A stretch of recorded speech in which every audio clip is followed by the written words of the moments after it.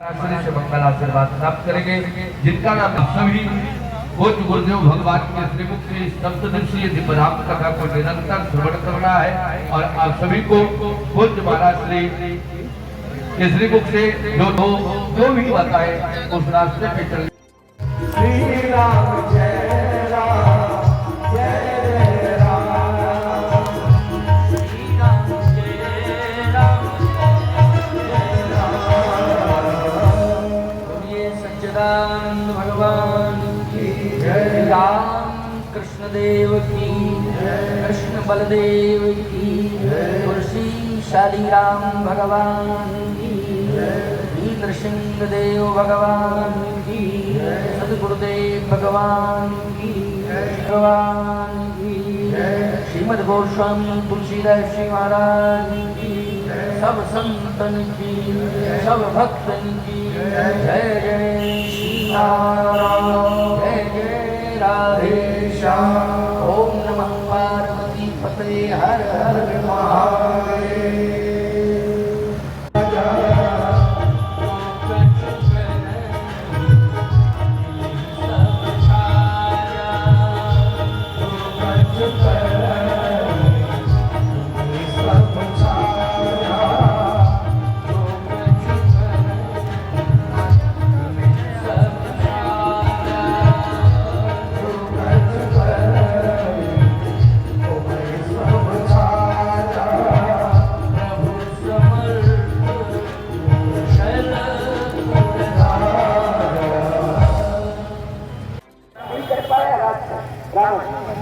लेकिन पिता का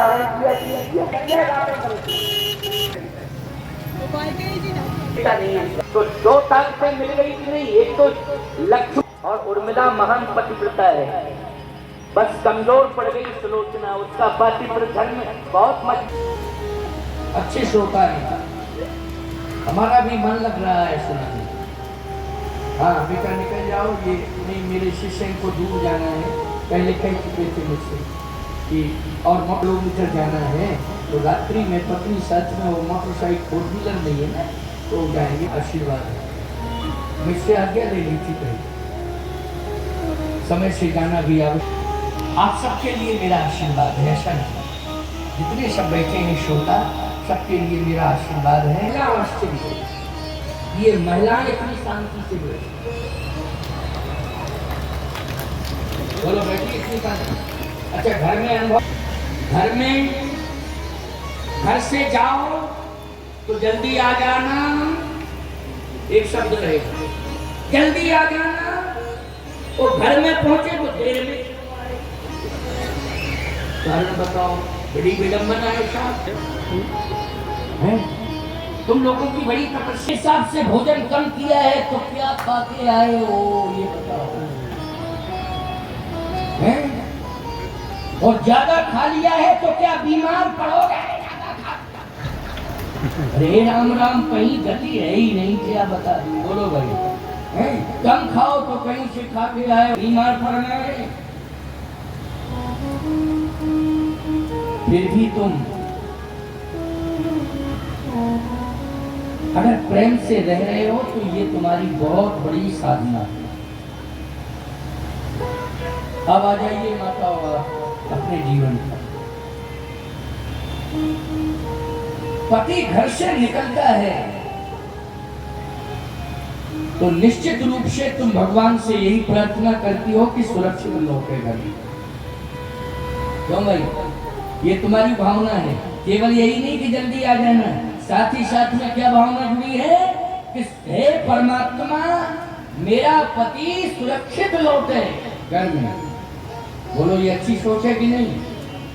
ये अच्छी सोच, केवल दबाव की बात नहीं कह रहा हूँ, उत्कृष्ट सोच की भी बात कह रहा हूँ। कितनी सुंदर भावना है कि लौट करके आवे, सुरक्षित लौट के आवे। अभी तक जो है अनुभव कर रहे हैं कथा में कि भगवान मिल गया, और भजन कर रहे हैं कि आगे मिलेगा, लेकिन तुम्हें जल्दी मिल गया, मंडप के नीचे पहुंची और भगवान जो भाई मिल गया जल्दी कि नहीं मिल गया? मंडप के नीचे पर पहुंचना है, बोलो कौन मिलता है इनको? बोलो भारत की नारी को कौन मिलता है? भगवान।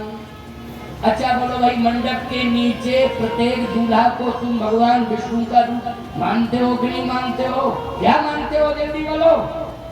भगवान विष्णु का रूप, नारायण बैठा है। अच्छा, वधू को क्या मानते हो? लक्ष्मी मानते हो कि नहीं? ये जोड़ी किसकी है? लक्ष्मी नारायण की जोड़ी है। भगवान विष्णु की और लक्ष्मी की जोड़ी है। बोलो कितना सम्मान मिल रहा है तुम्हें, भगवान मिल गया। और एक बात बतावे, पति मिला है तुम लक्ष्मी हो गई हो, इसका मतलब है खजाना मिल गया। बोलो पति के मिलते ही क्या मिला है? खजाना मिल गया, तुम लक्ष्मी हो गई हो। पति के मिलते ही तुम्हें भगवान मिल गया है। यह है सनातन धर्म की मर्यादा। लेकिन विदेश में बोलो, क्या वो लक्ष्मी बनती है पत्नी? वो नारायण बनता है उसका पति? नहीं नहीं। एक बार एक घटना सुना में, हास्यास्पद है ये बात, लेकिन विचारणीय भी है। केवल हास्यास्पद ही नहीं है, विचारणीय बात भी है। विदेशी पति पत्नी दोनों में समझौता हुआ। क्या हुआ कि देखो, मरना तो दोनों में से किसी को पड़ेगा ही पहले, चाहे तुम मरो चाहे मैं मरूं, कोई बाद में कोई पहले। एक साथ तो हाँ, एक साथ कुएं में कूद जाओ दोनों तो अलग बात है, क्यों? एक ही साथ कूद जाओ अलग बात है, एक ही साथ ट्रेन के सामने लेट जाओ तो अलग बात है। लेकिन नियमानुसार तो ऐसा ही होता है कि कभी पति पहले चला गया, पत्नी पहले चली गई, बाद में जाने आने का क्रम रहता है। तो कहा पत्नी ने, पति ने कि इतना तो कम से कम करना ही तो निर्वाह। क्या? कि मैं मर जाऊं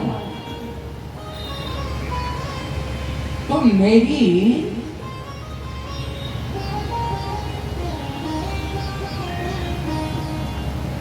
मजार जो है वो सूख जानी चाहिए। अब भैया मजार तो मुसलमानों में होती है, लेकिन मैं ईसाइयों की बात बता रहा हूँ।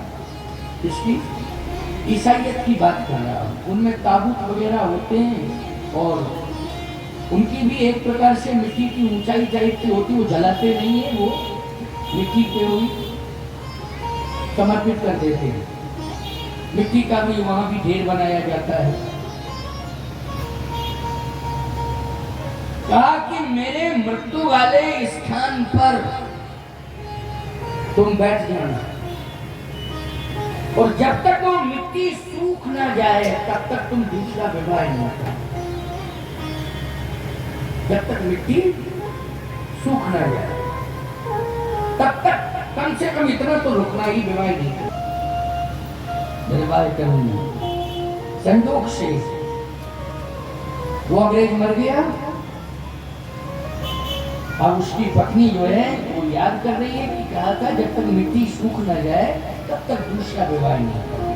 इतना समझौता स्वीकार कर।